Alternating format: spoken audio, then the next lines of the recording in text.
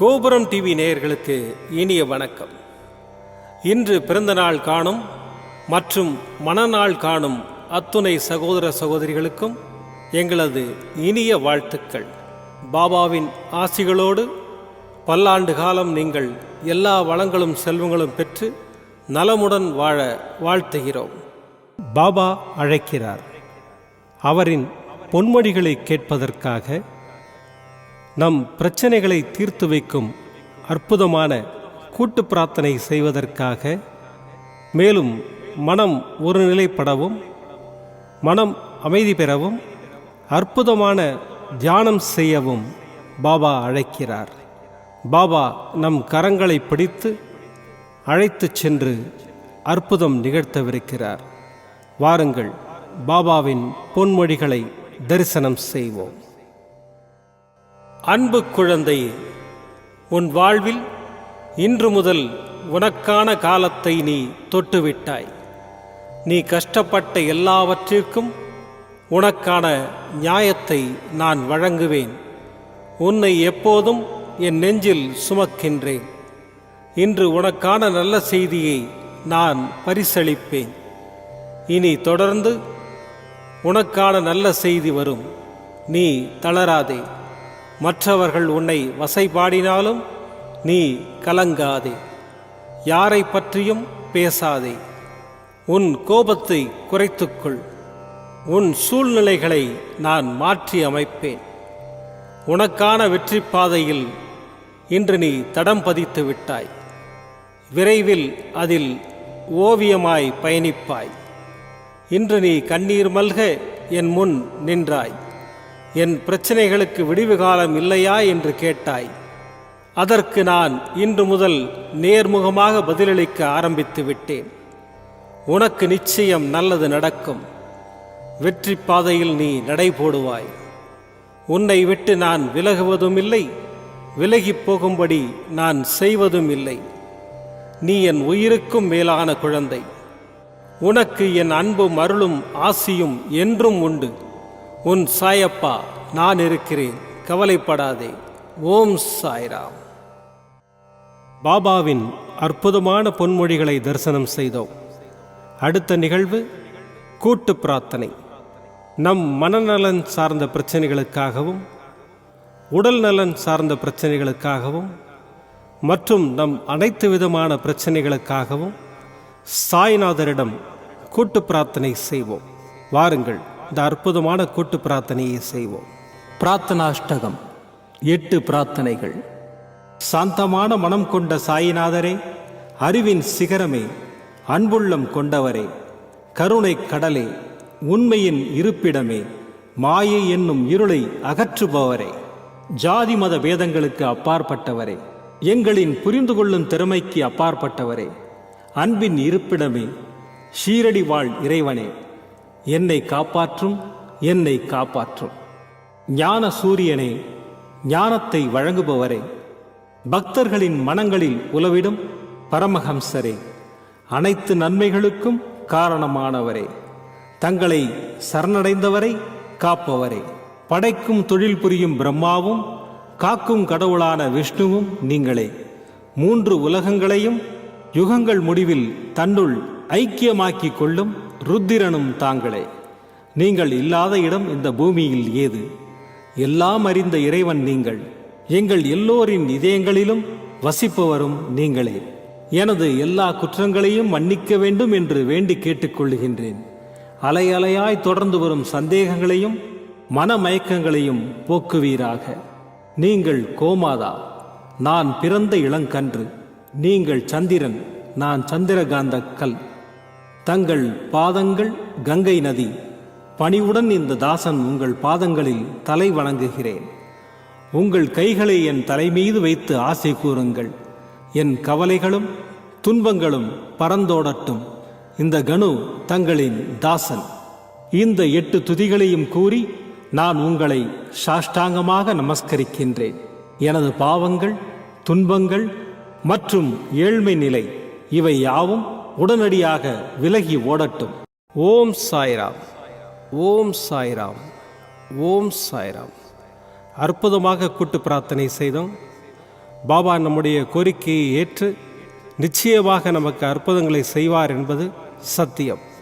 இனி கண்களை மூடி பாபாவை மனதில் நிறுத்தி பாபாவின் அற்புதமான சக்தி வாய்ந்த மந்திரத்தை அனுபவிப்போம். சாயீஸ்வராய வித்மஹே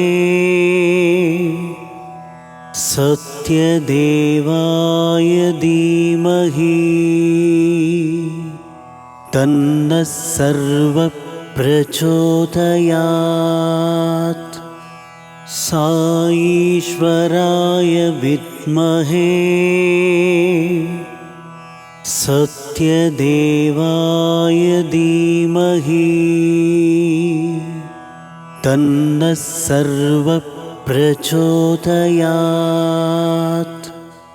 சாயீஸ்வராய வித்மஹே சத்யதேவாய தீமஹி தன்னः சர்வः பிரச்சோதயாத். சாயீஸ்வராய வித்மஹே சத்யதேவாய தீமஹி தன்னः சர்வः பிரச்சோதயாத். சாயீஸ்வராய வித்மஹே சத்யதேவாய தீமஹி தன்னः சர்வः பிரச்சோதயாத். சாயீஸ்வராய வித்மஹே சத்யதேவாய தீமஹி தன்னः சர்வः பிரச்சோதயாத். சாயீஸ்வராய வித்மஹே சத்யதேவாய தீமஹி தன்னः சர்வः பிரச்சோதயாத். சாயீஸ்வராய வித்மஹே சத்யதேவாய தீமஹி தன்னः சர்வः பிரச்சோதயாத். சாயீஸ்வராய வித்மஹே சத்யதேவாய தீமஹி தன்னः சர்வः பிரச்சோதயாத். சாயீஸ்வராய வித்மஹே சத்யதேவாய தீமஹி தன்னः சர்வः பிரச்சோதயாத். சாயீஸ்வராய வித்மஹே சத்யதேவாய தீமஹி தன்னः சர்வः பிரச்சோதயாத். சாயீஸ்வராய வித்மஹே சத்யதேவாய தீமஹி தன்னः சர்வः பிரச்சோதயாத். சாயீஸ்வராய வித்மஹே சத்யதேவாய தீமஹி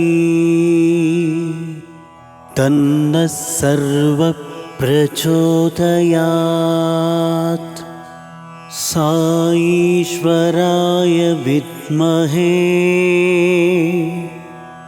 சத்யதேவாய தீமஹி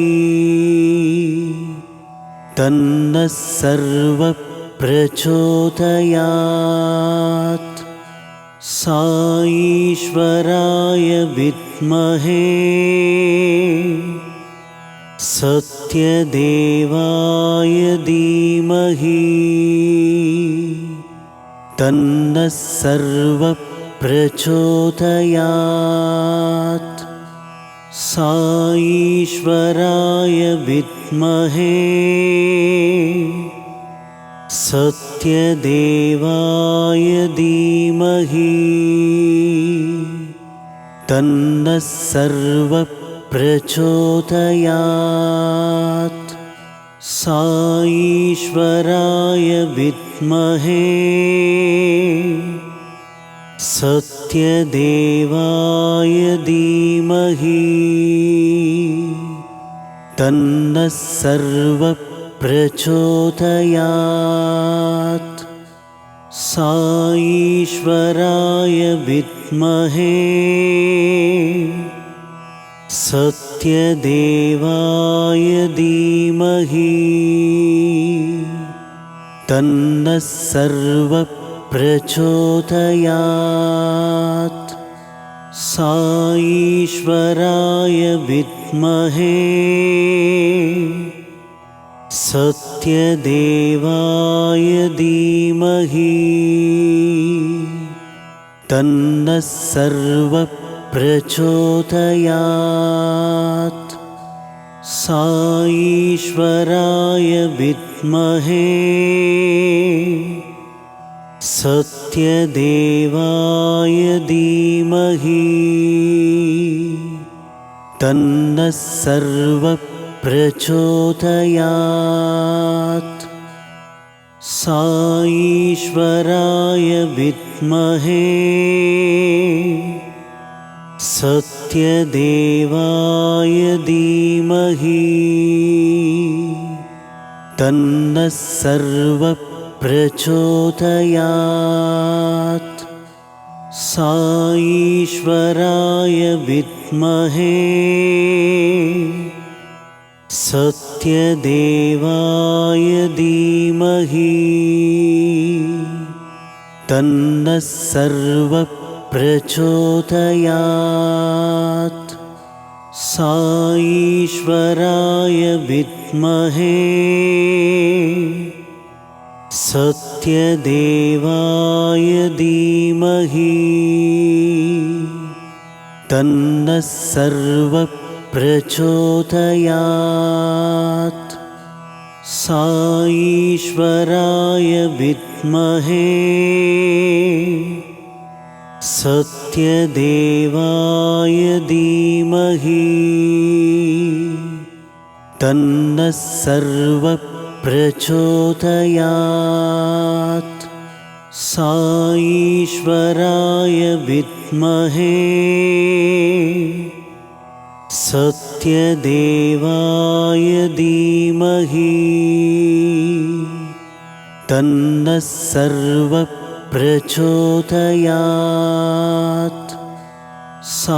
साईश्वराय विद्महे सत्यदेवाय धीमहि तन्नः सर्वप्रचोदयात्। साईश्वराय विद्महे सत्यदेवाय धीमहि तन्नः सर्वप्रचोदयात्। साईश्वराय विद्महे सत्यदेवाय धीमहि तन्नः सर्वप्रचोदयात्। साईश्वराय विद्महे सत्यदेवाय धीमहि तन्नः सर्वप्रचोदयात्। साईश्वराय विद्महे सत्यदेवाय धीमहि तन्नः सर्वप्रचोदयात्। प्रचोदयात् साईश्वराय विद्महे सत्यदेवाय धीमहि तन्नः सर्वः प्रचोदयात् साईश्वराय विद्महे सत्यदेवाय धीमहि तन्नः सर्वः प्रचोदयात्. மீண்டும் நாளை காலை இந்த அற்புதமான பாபா அழைக்கிறார் நிகழ்ச்சியில் சந்திப்போம். நன்றி, வணக்கம். விதம் விதமான பக்தி நிகழ்ச்சிகளை உங்களுக்காக தந்து கொண்டிருக்கிறது உங்கள் கோபுரம் டிவி. உங்களுக்கு பிடித்த நிகழ்ச்சிகளை லைக் செய்யுங்கள், உங்களுக்கு பிடித்த மாணவர்களுக்கு ஷேர் செய்யுங்கள். மேலும் சப்ஸ்கிரைப் செய்வதோடு மட்டுமல்லாது அருகில் இருக்கும் பெல் பட்டனை கிளிக் செய்து கோபுரம் டிவி நிகழ்ச்சிகளை உடனுக்குடன் தெரிந்து கொள்ளுங்கள். மற்றும் ஒரு மகிழ்ச்சியான செய்தி, கோபுரம் டிவி ஆப்பை கூகுள் பிளே ஸ்டோரில் ஃப்ரீ டவுன்லோட் செய்து கோபுரம் டிவி நிகழ்ச்சிகளை தொடர்ந்து கண்டுகளியுங்கள். பாருங்கள், ரசியுங்கள், பரவசமடையுங்கள். gopuramtv.com. பக்தி பக்திமயம்.